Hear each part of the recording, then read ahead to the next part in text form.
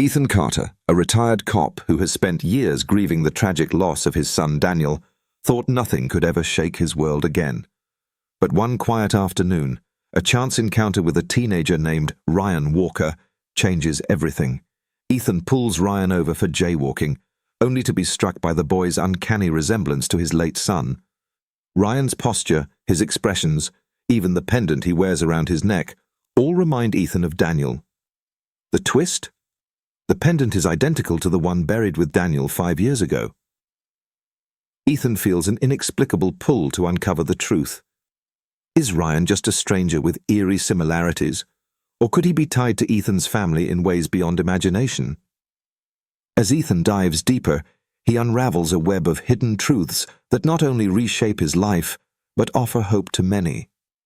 If you believe in second chances and the strength of family, this story is for you.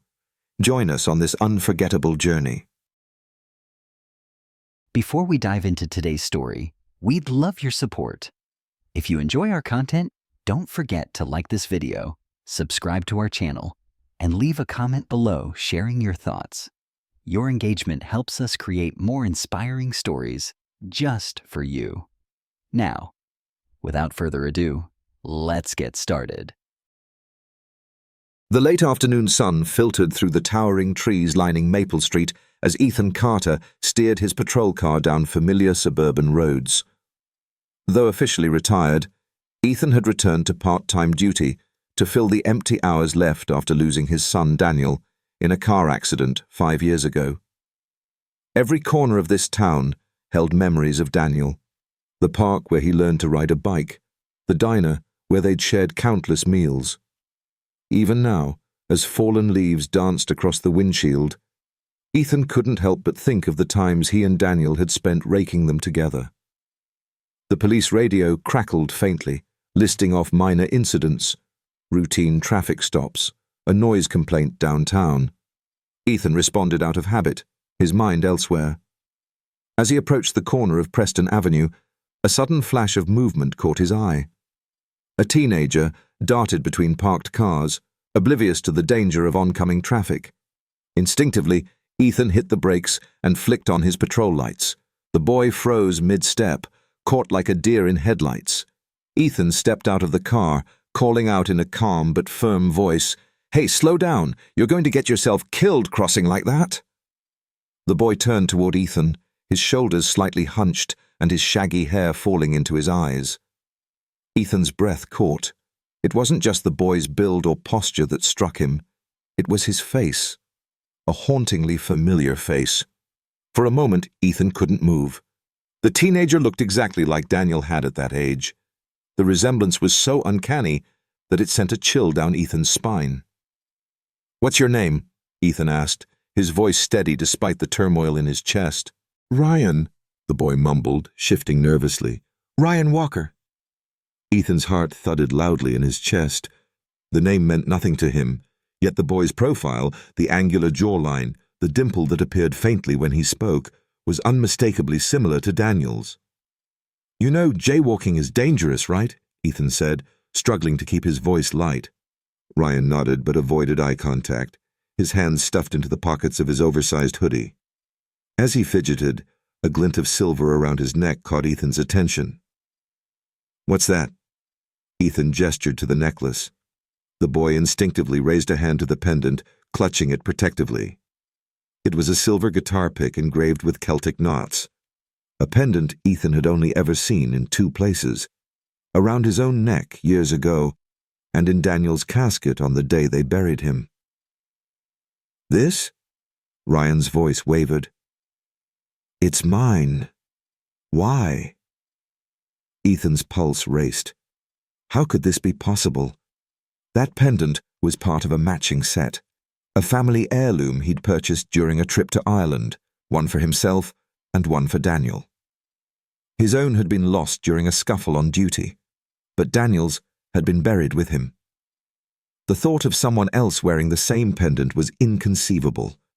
"Nothing," Ethan said quickly, masking his shock. "Just be careful out here, okay?" Ryan nodded and took a step back, clearly eager to escape the encounter. "Sure. Thanks," Ethan watched him walk away, his heart pounding as questions flooded his mind. How did this boy have Daniel's pendant? Why did he look so much like his son? Was it simply a cruel coincidence? Or was there something deeper at play? Ethan knew he couldn't just let this go. Back in his patrol car, Ethan sat motionless, gripping the steering wheel. Through the rearview mirror, he saw Ryan disappear around the corner, the pendant catching the sunlight with every step. Memories of Daniel filled his mind, his laughter, the way he'd proudly worn that necklace every day, even the scratch on its surface from an old childhood accident. Ethan couldn't shake the feeling that the universe had just handed him a piece of a puzzle he didn't know existed. When his shift ended, Ethan didn't head home immediately. Instead, he drove aimlessly, replaying the encounter in his mind.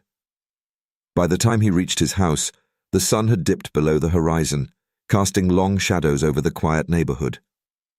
Ethan parked in the driveway and sat in the car for a moment, staring at the front porch. Inside, a box of Daniel's belongings sat untouched in the attic, filled with remnants of a life that felt both close and impossibly far away. Finally stepping inside, Ethan found Grace in the kitchen, stirring a pot of soup. She looked up, her smile fading when she saw the expression on his face. "What's wrong?" she asked, setting down the spoon. Ethan hesitated, unsure of how to put his swirling thoughts into words. "I met someone today," he said finally. "A teenager. He looked just like Daniel, and he was wearing Daniel's pendant." Grace's eyes widened. "That's impossible, Ethan. That pendant was buried with him." "I know," Ethan replied, his voice cracking, "but I'm telling you, it was the same one." The room fell silent as Grace processed his words. "What are you going to do?" she asked softly. Ethan didn't hesitate. "I need to find out who he is, where he came from. I need to know the truth." Grace nodded, though her eyes were filled with worry. "Just don't get your hopes up too high, Ethan. Grief can make us see things that aren't there." "I know what I saw," Ethan said firmly, "and I can't let it go." With that, Ethan made his decision. The questions would not rest until they were answered, no matter where they led him. Ethan sat alone in his dimly lit living room, the faint hum of the refrigerator filling the silence. On the coffee table in front of him lay the worn cardboard box he had avoided for years. It was labeled Daniel in Grace's neat handwriting. He reached out hesitantly, his fingers trembling slightly as he opened the lid. Inside were fragments of a life cut short. Daniel's baseball medals, a pair of worn sneakers with scuffed soles, and a stack of photos from vacations and birthdays. Ethan picked up a small framed picture, a snapshot of Daniel at 16, grinning widely on a fishing trip. Around his neck gleamed the pendant. Ethan's chest tightened. That same pendant had dangled from Ryan's neck just hours earlier. He leaned back in his chair, closing his eyes. Memories of Daniel flooded in, his laughter filling the house, his determination on the baseball field, the way he used to sit in this very room and strum his guitar for hours. The loss was as raw as ever, a wound that time refused to heal. But now, a spark of something stirred within him. Hope. Or perhaps the need for closure. The next morning, Ethan found Grace in the kitchen, her auburn hair pulled back into a loose bun. She was sipping coffee, her expression soft and familiar. He took a deep breath and sat across from her. "I can't stop thinking about him," Ethan began, his voice heavy with emotion. "About Daniel?" Grace asked gently. Ethan shook his head. "Ryan, the boy I told you about yesterday. Grace, he looked exactly like Daniel. And that pendant, it's too much to be a coincidence." Grace frowned, her fingers tightening around her mug. "Ethan, I want to believe you, but you know how grief can play tricks on the mind." "It's not just grief, Grace," Ethan insisted. "It was the same pendant. I know it. And he even stood like Daniel, hunched shoulders, the way he brushed his hair out of his eyes. He paused, his voice trembling. I can't let this go. I need to find out who he is. Grace reached across the table and took his hand, her touch warm and grounding. If this is what you need to do, then do it. Just promise me you'll be careful, for both our sakes. Ethan nodded, grateful for her support. Thank you. Ryan Walker huddled behind a dumpster in an alley, the damp ground soaking through the knees of his jeans. A half-eaten sandwich sat beside him, saved from the trash bins behind a nearby diner. He had learned to be resourceful in the years since he'd been on his own, but it hadn't been easy. Each day was a new struggle, finding food, avoiding danger, and keeping warm. His fingers instinctively went to the pendant hanging from his neck, his only keepsake from a life he barely remembered. The intricate silver guitar pick was cool against his skin, its surface worn smooth from years of handling. Ryan didn't know much about it, only that it had been given to him by an elderly woman when he was about 5 years old. Margaret Ellis had been kind to him, a steady presence during his time in the group home. He remembered the warmth of her voice as she placed the necklace around his neck, telling him it would protect him and bring him luck. You're special, Ryan, she'd said. This will remind you of that, no matter what. The memory was hazy, blurred by time and the chaos that followed. Margaret had left the home shortly after, and Ryan had bounced between foster families and shelters until he ended up here, surviving by his wits. The pendant had become his talisman, a constant in a life of uncertainty. Ryan sighed, brushing his shaggy hair out of his eyes. He wondered about the cop who had stopped him yesterday. The man's intense gaze had unnerved him, as if he'd been looking at a ghost. Ryan had thought about running, but something in the man's voice, gentle yet firm, had made him stay. Now, sitting in the alley with the pendant in his hand, Ryan couldn't shake the feeling that the cop knew something. Or maybe he was just imagining it. Either way, the encounter had left him uneasy. Ethan spent the afternoon piecing together what little information he had about Ryan. The name Ryan Walker was a common one, making it difficult to track anything down. Frustrated, Ethan decided to focus on the pendant instead. If it was truly the same one Daniel had worn, it might hold a clue. He reached out to an old contact from his years on the force, a retired investigator named Alan Miller. Alan had experience tracking stolen items and was familiar with pawn shops and second-hand dealers in the area. They met at a quiet diner where Ethan explained the situation. Alan listened carefully, his brows furrowed. You're saying this kid had the exact same pendant as your son? That's a hell of a coincidence, Ethan. It's not just a coincidence, Ethan replied firmly. There's something more to this. Can you help me figure out where it might have come from? Alan nodded. I'll see what I can do. Give me a couple of days. As Ethan left the diner, he felt a flicker of hope. He didn't have all the answers yet, but he was determined to uncover the truth. His instincts as a cop and as a father told him there was more to Ryan's story than met the eye. That night, Ethan sat with Grace in the living room, the box of Daniel's belongings between them. Together, they sifted through the memories, searching for anything that might connect to the mystery.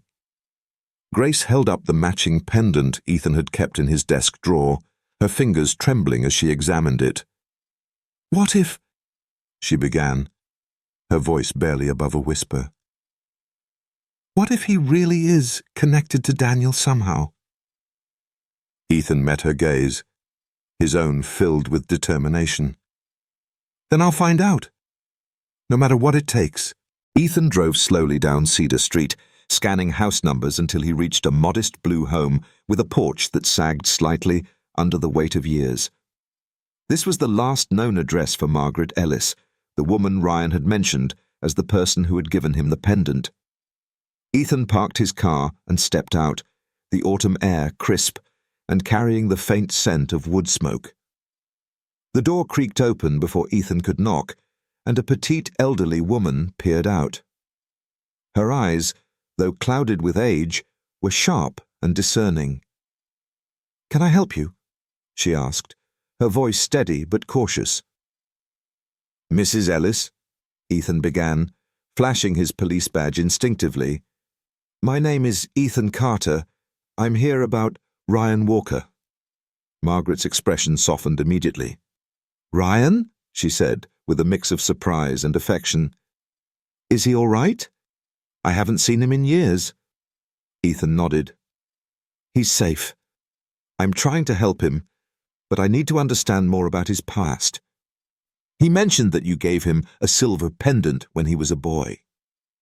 Margaret opened the door wider and gestured for Ethan to come inside. Her living room was small but cozy, filled with family photos and books stacked neatly on every available surface. A worn quilt draped over the couch added a touch of warmth. She motioned for Ethan to sit as she settled into an armchair. "I remember the fire like it was yesterday," Margaret began, her voice tinged with sorrow. "Ryan was just a baby then, barely old enough to walk.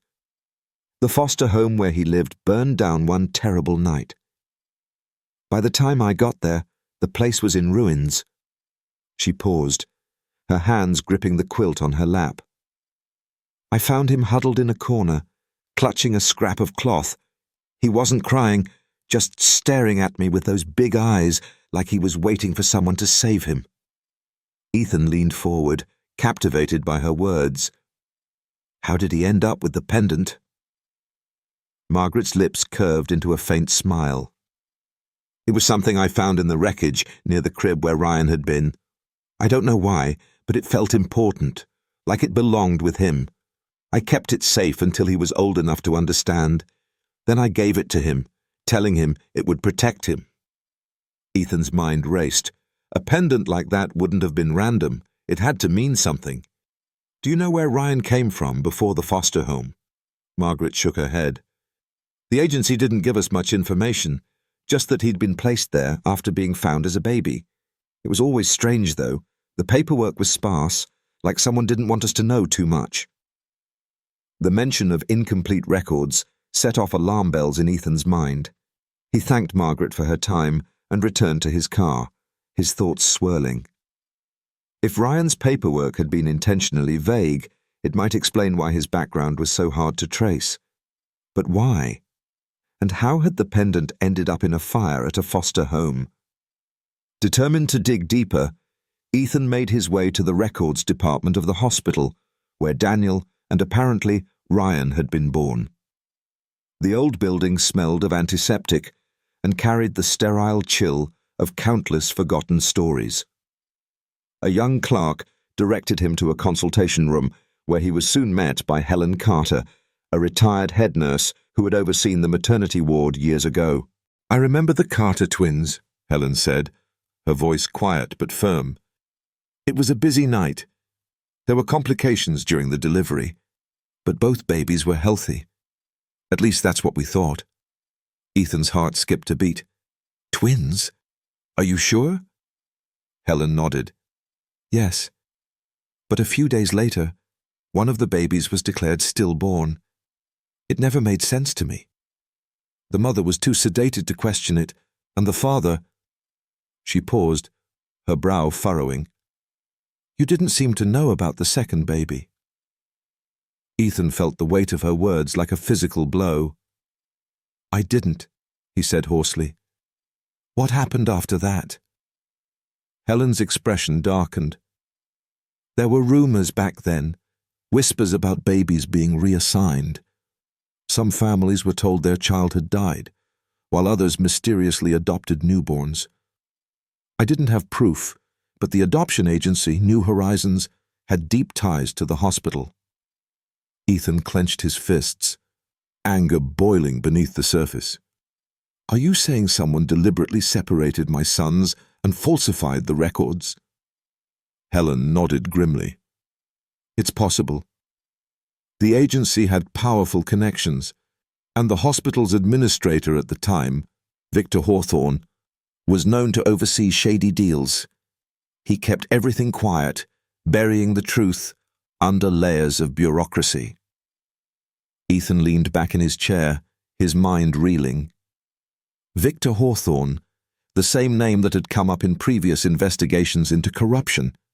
If this man was involved, the mystery surrounding Ryan's origins was far deeper than Ethan had imagined.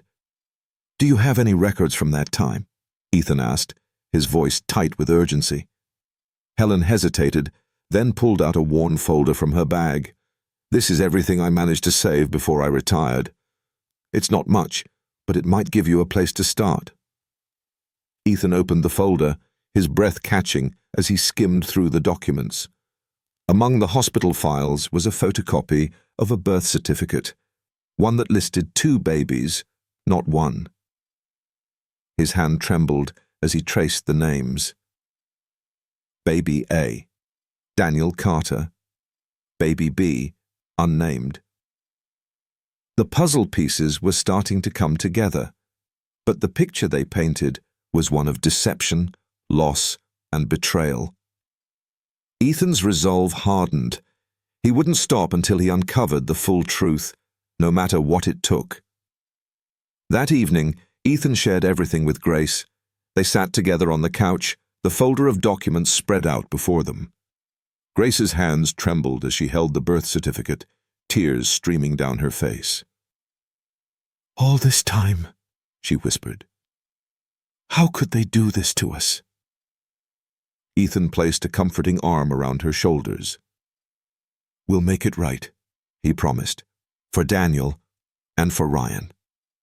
As they sat in the quiet room, a storm of emotions raging around them, one thing became clear: this was only the beginning. The truth was out there, waiting to be uncovered, and Ethan wouldn't rest until he found it. The next time Ethan found Ryan, the teenager was crouched behind a diner near Preston Street, pulling flattened cardboard boxes from a dumpster.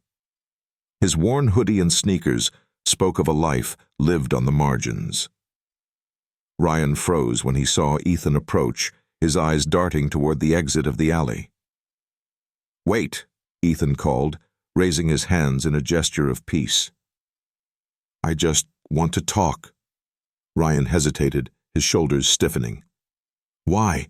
You already stopped me once. I'm not doing anything wrong."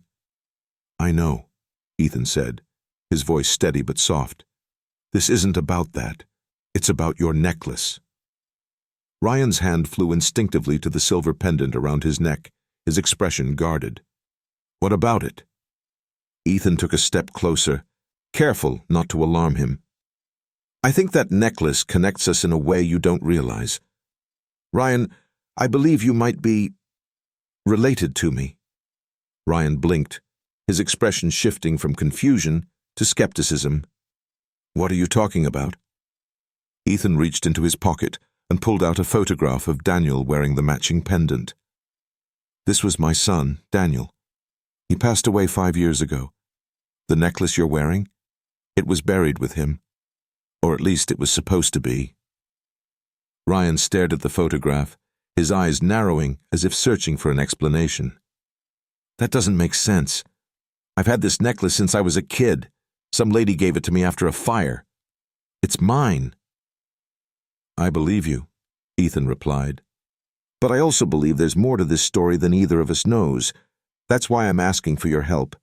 I want to do a DNA test. It's the only way to know for sure if we're connected." Ryan shifted uncomfortably, his gaze flicking between Ethan and the photograph. "You think I'm related to your son? That's crazy. I don't even have a family." Ethan's heart ached at the words, but he kept his tone gentle. "You might have more family than you think, Ryan. If I'm wrong, you'll never hear from me again. But if I'm right, this could change everything for both of us." Ryan hesitated, the conflict evident on his face. Finally he sighed, his shoulders slumping. "Fine," he muttered. "But don't expect me to stick around after this. I don't need anyone." The DNA clinic was small and nondescript, tucked into a quiet corner of the city. The receptionist greeted them with a professional smile and handed them the necessary forms. Ethan filled out his portion quickly, his police training making the process second nature, while Ryan fidgeted with his pen, reluctant but cooperative. A nurse led them to a sterile room where she explained the procedure. Ryan flinched slightly as the cotton swab brushed the inside of his cheek, but said nothing. Ethan followed suit, the process over in seconds. "Results should be ready in a few hours," the nurse said, handing them a claim ticket. Ryan shoved his hands into his hoodie pocket. "Great. Now what?" "We wait," Ethan said, his tone calm but resolute. They returned to Ethan's patrol car, the atmosphere thick with tension. Ryan stared out the window, his foot tapping restlessly against the floor. Ethan glanced at him, wanting to say something to ease the awkward silence, but unsure of the right words. "You nervous?" Ethan asked finally. Ryan shrugged. "What's the point? If you're wrong, I go back to my life. If you're right, I don't know what that even means." "It means you have a family," Ethan said quietly. "A real one." Ryan didn't respond, his gaze fixed on the passing streets. The hours dragged on, each minute feeling like an eternity. Ethan tried to distract himself by reviewing old case files on his laptop, but his thoughts kept returning to the test. Ryan sat across the room, scrolling aimlessly on his phone. When the nurse finally returned with a sealed envelope, Ethan's pulse quickened. He took the envelope with trembling hands, his breath shallow as he opened it. His eyes scanned the paper until they landed on the conclusion, 99.9% probability of biological relation. Ethan felt the weight of the world lift from his shoulders as the words sank in. Ryan was Daniel's twin. "Ryan," Ethan said softly, holding out the paper. "You're my son's brother." Ryan hesitated before snatching the paper from Ethan's hand. His eyes darted over the words, his expression a mix of disbelief and anger. "This can't be real," he said, his voice shaking. "You probably paid them to fake this." "Ryan, it's the truth," Ethan said, stepping closer. "I know this is a lot to process, but you don't have to face it alone." Ryan's chest heaved as he crumpled the paper in his hands. "I've been alone my whole life. Why would that change now?" "Because you have people who care about you," Ethan said, his voice firm but kind. "You're not alone anymore." Ryan looked at him, his eyes glistening with unshed tears. For a moment, it seemed like he might stay, but then he shook his head and backed toward the door.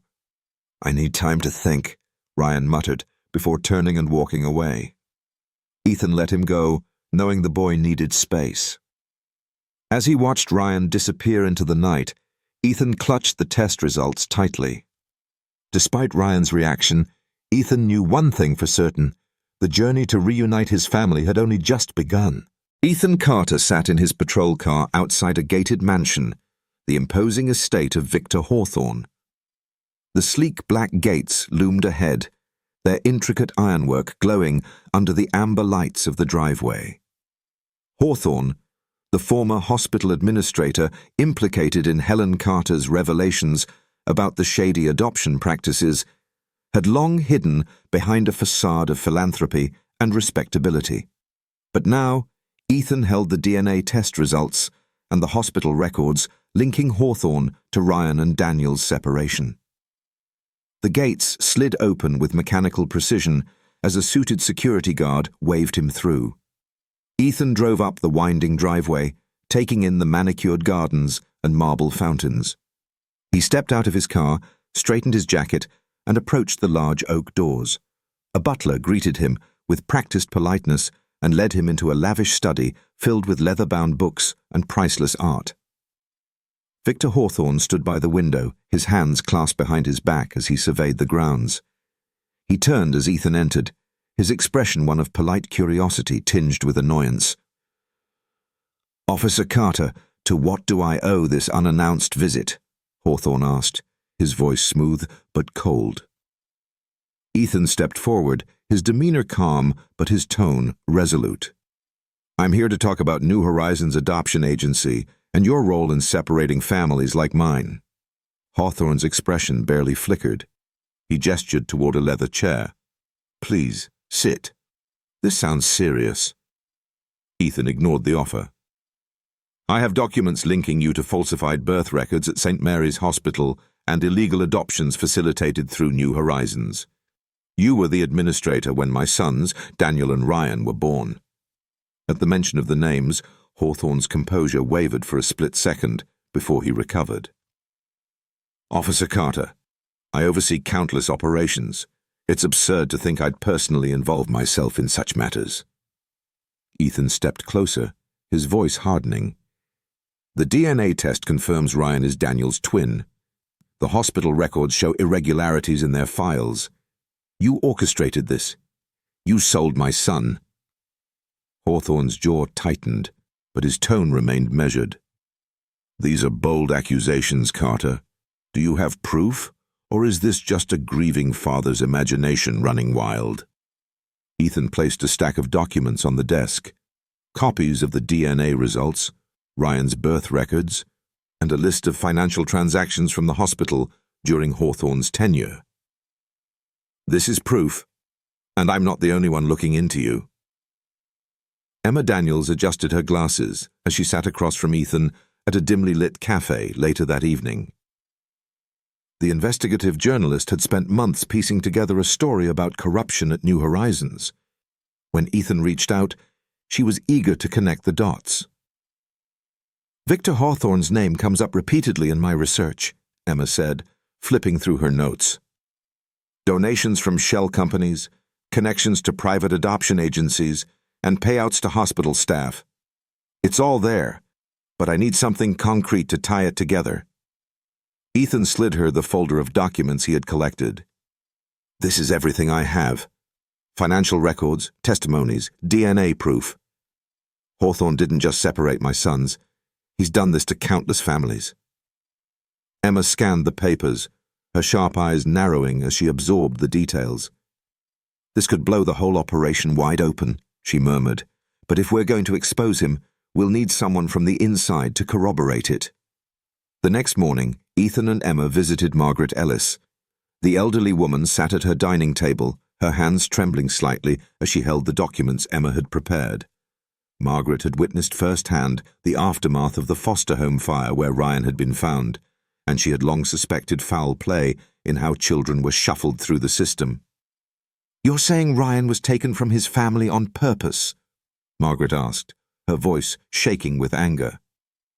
Yes, Ethan said gently. Hawthorne and his associates falsified records to profit off adoptions. Ryan was labeled as stillborn and sold through New Horizons. We need your testimony to bring this to light. Margaret hesitated, her gaze falling to the pendant around her neck, a simple silver charm that matched the one she had given Ryan years ago. I've carried the guilt of not speaking up for years, she said quietly. If this can help make things right, I'll do it. With Margaret's testimony secured, Ethan and Emma worked tirelessly to build their case. They uncovered emails from Hawthorne's office authorizing special placements of children and receipts for large cash transfers to offshore accounts. Each new piece of evidence painted a damning picture of a man who had turned family tragedies into a lucrative business. As they prepared their report for law enforcement, Emma received a tip from a former hospital employee who had worked under Hawthorne. The whistleblower revealed that Hawthorne had falsified Ryan's birth certificate, marking him as deceased, before transferring him to New Horizons.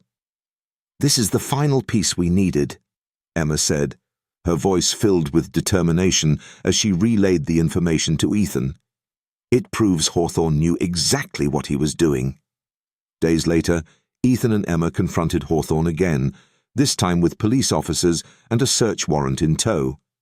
The once confident administrator paled as investigators combed through his files, seizing computers, financial records, and correspondence. This is harassment, Hawthorne protested, his voice rising as officers carried boxes of evidence out of his office. "I've done nothing wrong." Ethan stepped forward, his tone cold. "You stole my son and tore my family apart. You've done worse than wrong, Hawthorne. You've destroyed lives." Hawthorne's mask of composure finally cracked, his shoulders sagging as he realized the walls were closing in. The fallout from Hawthorne's crimes was swift. The story broke across major news outlets thanks to Emma's investigative report. Families who had been victims of New Horizons came forward, sharing heartbreaking stories of lost children and deceitful practices. Ryan watched the news coverage from Ethan's living room, his emotions a mix of anger and sadness. "So that's the man who ruined my life," he muttered, his voice tight. Ethan sat beside him, placing a reassuring hand on his shoulder. "He didn't ruin it, Ryan. You're here now. We'll make sure his crimes are fully exposed." Ryan glanced at Ethan, his walls slowly coming down. "Thanks for not giving up." Ethan smiled softly. "I couldn't. You're my son." As the investigation into Hawthorne and New Horizons continued, the pieces of the puzzle finally came together.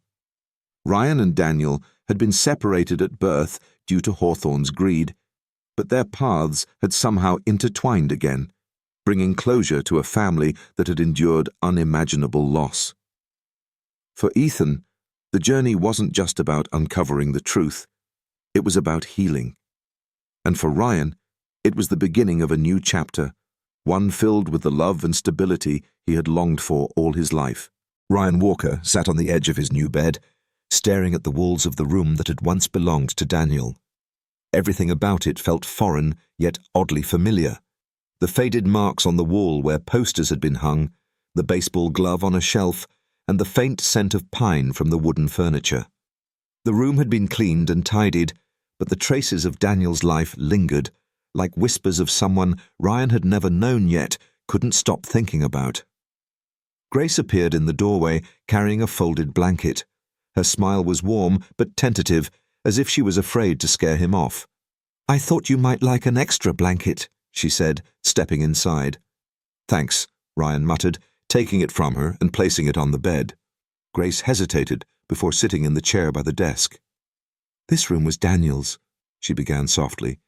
"I kept it the same after he passed. I wasn't ready to let go, I guess." Ryan shifted uncomfortably.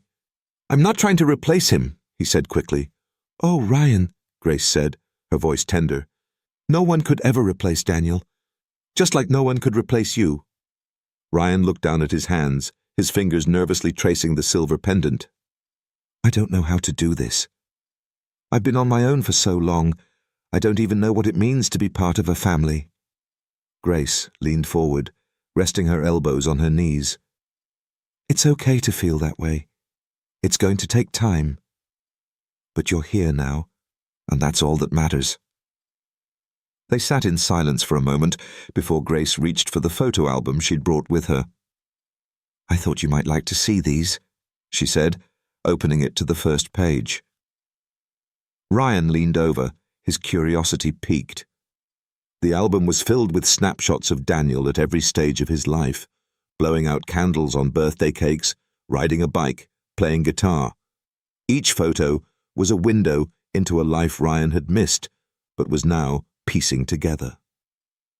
"He loved music," Grace said, pointing to a picture of Daniel strumming his guitar on the porch. "He would play for hours, making up songs about whatever popped into his head."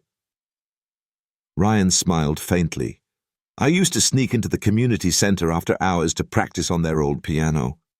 No one knew, but it felt like my safe place." Grace's eyes brightened. Daniel would have loved that. Music was his safe place too. Maybe it's something you share. Ryan stared at the photo, a sense of connection stirring in his chest. Maybe. Despite the warmth Grace offered, adjusting to family life wasn't easy for Ryan. He was used to fending for himself, relying on no one, and trusting even fewer. The Matthews household was a world apart from the streets he had called home, Meals were shared around a table instead of eaten alone in alleyways, and small gestures of kindness, like Grace setting out his favorite snacks or Ethan asking how his day was, felt unfamiliar and overwhelming. One evening, as Grace set a plate of cookies on the table, Ryan blurted out, "Why are you both being so nice to me? I'm not Daniel." Grace paused, her hand resting on the edge of the table. "Ryan, we're not being nice to you because we think you're Daniel. We're being nice because you're you, and because you're part of this family now." Ryan's throat tightened, but he didn't respond. Instead, he grabbed a cookie and mumbled, "Thanks." Ethan watched Ryan struggle with a mix of understanding and patience. He knew what it was like to carry the weight of grief and to feel like you didn't belong. Determined to help Ryan find his place, Ethan suggested a visit to Daniel's grave. "I think it might help," Ethan said one crisp autumn morning, his voice steady but gentle. Ryan hesitated, unsure if he was ready. But after a long moment, he nodded. "Okay." The drive to the cemetery was quiet, the sound of tires on gravel the only noise. When they arrived, Ethan led Ryan down a path lined with maple trees, their red and gold leaves creating a patchwork canopy above. They stopped in front of a simple granite headstone adorned with fresh flowers. Ethan knelt down, brushing away a stray leaf. "Hey, Daniel," he said softly, his voice filled with emotion. "I brought someone to meet you." Ryan stood frozen, his hands jammed into his hoodie pockets. He stared at the name etched into the stone, the reality of it sinking in. This was his brother, a boy who had lived, loved, and died before Ryan even knew he existed. Ethan stood and placed a reassuring hand on Ryan's shoulder. "Take your time." Ryan knelt down slowly, his fingers grazing the cool surface of the stone. "I don't really know what to say," he admitted, his voice barely above a whisper.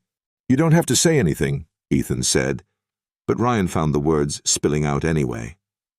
"I wish I'd known you," he said, his voice thick with emotion. "I wish we could have had more time, but I promise. I'll do my best to live a life that would make you proud." Ethan's eyes glistened as he listened, his heart aching and full all at once. Ryan reached for the silver pendant around his neck, holding it tightly. "I guess this was meant to bring me here. To you. To them." He looked up at Ethan. "I don't know what I'm doing yet, but I'm going to try." Ethan knelt beside him, wrapping an arm around his shoulder. "That's all any of us can do, Ryan. Just try. And you don't have to do it alone anymore." They sat there together for a while, the breeze rustling through the trees, carrying with it a sense of peace. As the days turned into weeks, Ryan began to feel the stirrings of something he hadn't felt in years: hope. He played guitar in the evenings, his melodies filling the house and bridging the gap between him and the brother he'd never met. Grace's quiet encouragement and Ethan's steady presence became anchors for him, grounding him in a life he was slowly learning to trust. It wasn't perfect, and there were still moments of doubt and fear. But in those moments, Ryan would touch the pendant at his chest, feeling its weight and the connection it symbolized. He wasn't just Ryan Walker anymore. He was Ryan Matthews, a son, a brother, and a part of something bigger than himself. The courthouse was packed. Rows of wooden benches were filled with families, journalists, and lawyers. Whispers of anticipation buzzed through the room as Ethan Carter took his seat near the front, flanked by Grace and Ryan. The culmination of months of work and emotional toil was about to unfold as Victor Hawthorne, the former hospital administrator, faced trial for his role in the illegal adoption ring that had separated countless families. Ethan glanced at Ryan, who fidgeted with the silver pendant around his neck. "You okay?" he asked quietly. Ryan nodded, his jaw tight. "Yeah, I just want this to be over." Ethan squeezed his shoulder. "It will be. Soon." The prosecution opened the case with a blistering recount of the agency's crimes. The lead prosecutor, a sharp-eyed woman named Karen Mills, presented the jury with evidence: falsified birth certificates, financial records showing suspicious transactions, and testimony from whistleblowers like Helen Carter and Margaret Ellis. Victor Hawthorne profited from the pain of others, Mills said, her voice resolute. He took advantage of vulnerable families and turned their tragedies into opportunities for profit. Today, we seek justice for those who suffered under his schemes. Victor sat at the defense table, his once confident demeanor replaced with a pale, nervous expression. His lawyer whispered furiously in his ear, but Victor's eyes remained fixed on the table in front of him. The first day of testimony was a parade of heartbreak. Parents described how they had been told their babies were stillborn, only to discover years later that they had been placed for adoption. A mother tearfully recounted how she had spent decades searching for the child she had been assured was dead. When Margaret Ellis took the stand, the room fell silent. She looked small and fragile, but her voice carried the weight of her convictions. "I worked in the foster care system for over 20 years, she began. I saw things that didn't sit right, files that were incomplete, children who vanished from the system without explanation. But it wasn't until the fire at the Sunshine Foster Home that I realized the extent of the corruption." She described finding Ryan in the ruins of the fire, clutching the cloth scrap that had once been part of his blanket. She detailed how the agency had provided vague records about his origins, leaving her with more questions than answers. Margaret's voice trembled as she finished. "I stayed quiet for too long. I thought I couldn't make a difference. But seeing Ryan now, knowing what he's been through, I had to speak up. Families deserve to be whole. What Hawthorne did, it was unforgivable." The most emotional moment came when Ethan himself took the stand. He recounted the discovery that Ryan was Daniel's twin and the painful realization that his sons had been separated at birth. "I held my son in my arms the day he was born," Ethan said, his voice thick with emotion. "I had no idea he had a brother. They told us one baby didn't make it. We grieved, we mourned, and we trusted the people who were supposed to protect us. But it was all a lie." He turned to the jury, his gaze steady. "Victor Hawthorne didn't just steal my son. He stole years of memories, of milestones, of family. And he did it to others too. We're here today because no one should ever have to live through that kind of betrayal again." The room was silent, except for the sound of muffled sobs from the gallery. Ryan watched from his seat, his fists clenched. For the first time, he fully understood the depth of what had been taken from him and what his family had lost. Victor Hawthorne's defense was weak. His lawyer tried to paint him as a philanthropist who had been unaware of the agency's illegal activities, but the evidence was overwhelming. Emails tied to his account detailed the orchestration of the schemes, and financial records traced payments directly to his personal accounts. As the trial progressed, it became clear that Hawthorne's empire of deceit was crumbling. The day of the verdict arrived, and the courthouse was packed once again. Ethan, Grace, and Ryan sat together, their tension palpable. The jury filed in, their expressions solemn as they handed the verdict to the judge. In the case of the state versus Victor Hawthorne, on the count of criminal conspiracy, we find the defendant guilty. A collective gasp filled the room, followed by a ripple of applause. The judge continued, reading through each charge: fraud, falsification of records, endangerment of minors, and each time the word guilty echoed through the courtroom. Victor slumped in his seat, his head hanging low. His once pristine suit now seemed out of place, a flimsy facade for a man whose true nature had been exposed.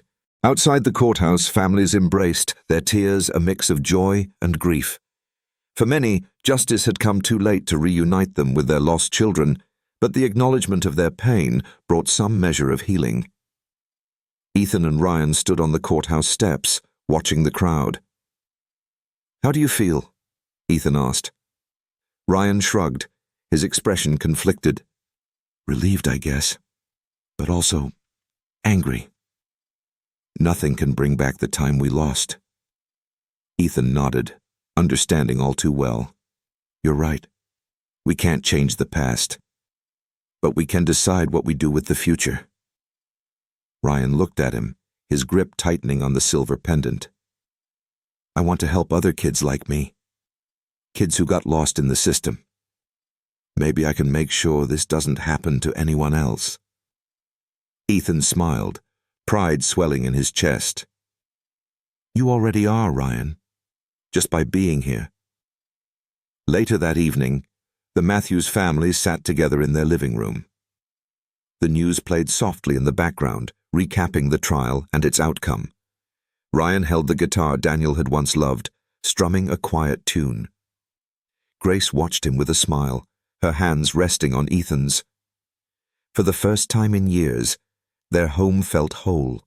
The crisp morning sunlight filtered through the curtains of the Matthews home as Ryan Walker, now legally Ryan Carter, stood in the living room, nervously adjusting the cuffs of his new button-down shirt. The day had finally arrived. After months of navigating paperwork and court proceedings, Ryan was officially and legally part of the Carter family. Ethan entered the room, smiling at the sight of Ryan fidgeting with his sleeves. "Looking sharp, kid," he said, clapping Ryan on the shoulder. Ryan gave a sheepish grin. "Feels weird. Good weird, but still weird." "It's a big day," Ethan said. "You're allowed to feel that way." Grace appeared with a camera in hand. "Hold still, both of you," she said, ushering them to stand side by side. "This is going in the family album." Ryan rolled his eyes but smiled as Grace snapped a photo. Her delight was contagious, and he couldn't help but feel a swell of warmth. For so long, he had been on his own, uncertain of his place in the world. Now he had a family, a real family, and it was still sinking in. Later that afternoon, the community center was bustling with activity as the Carters arrived for a special event. The room was packed with familiar faces, neighbors, local officials, and even some of the families who had been affected by the New Horizons scandal. A stage had been set up at the front, decorated with banners that read, "Strength in Unity, Stories of Resilience." Ryan's name was on the program, scheduled to speak about his journey. He'd been reluctant at first, but Ethan and Grace had assured him that sharing his story could inspire others.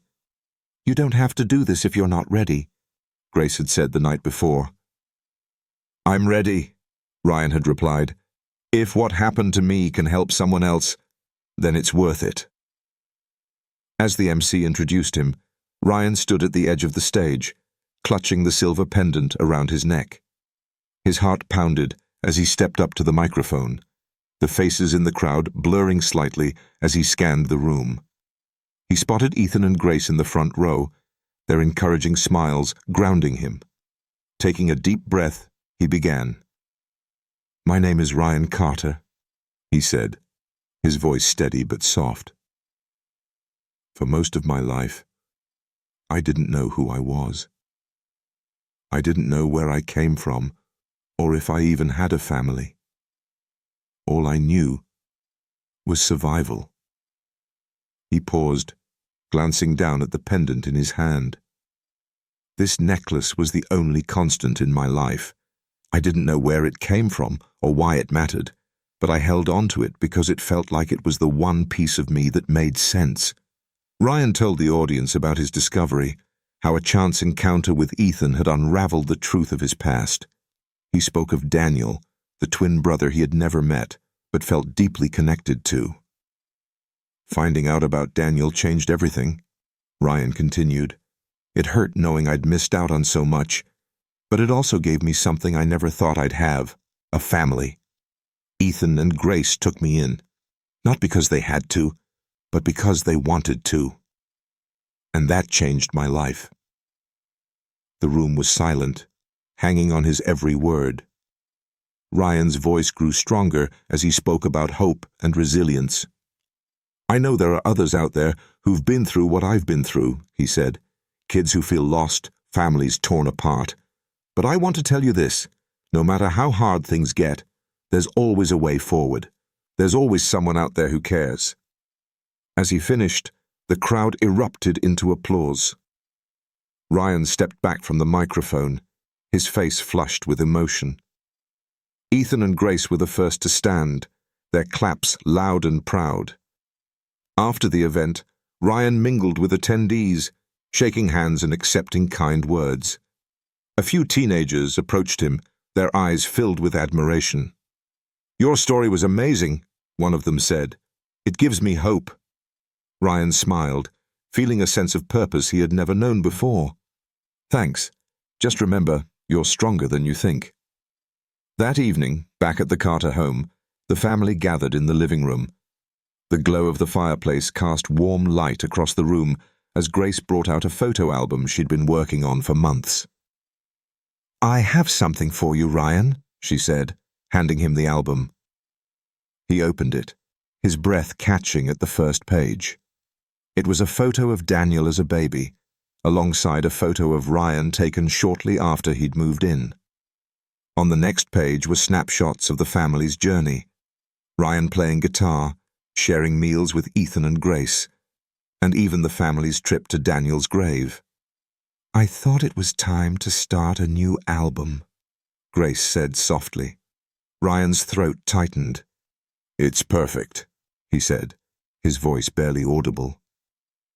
As the family flipped through the album, laughter and tears filled the room. Each photo was a testament to the healing they had found together, a reminder that while their journey had been painful, it had also brought them closer than they ever imagined. Later, as the night grew quiet, Ryan sat on the porch with Ethan, the stars shining brightly above them. The silver pendant glinted in the moonlight as Ryan turned it over in his hands. "I've been thinking," Ryan said, "about Daniel, about everything that's happened." Ethan nodded, waiting for him to continue. "I think I finally get it," Ryan said. "Why I ended up with this necklace, why I met you. It wasn't just coincidence." Ethan's voice was gentle. "What do you think it was?" Ryan looked up at the sky, a faint smile on his lips. "I think it was Daniel. Somehow he brought us together. Maybe he knew we needed each other." Ethan placed a hand on Ryan's shoulder, his own eyes glistening. "I think you're right, son. And I think he'd be proud of you, of the man you're becoming." Ryan's chest swelled with emotion. For the first time, he truly believed those words. He wasn't just surviving anymore. He was thriving, growing, and learning what it meant to be part of something bigger than himself. The two of them sat in comfortable silence, the night wrapping around them like a blanket. The road ahead was still uncertain, but for the first time, Ryan felt ready to face it, because now he wasn't alone.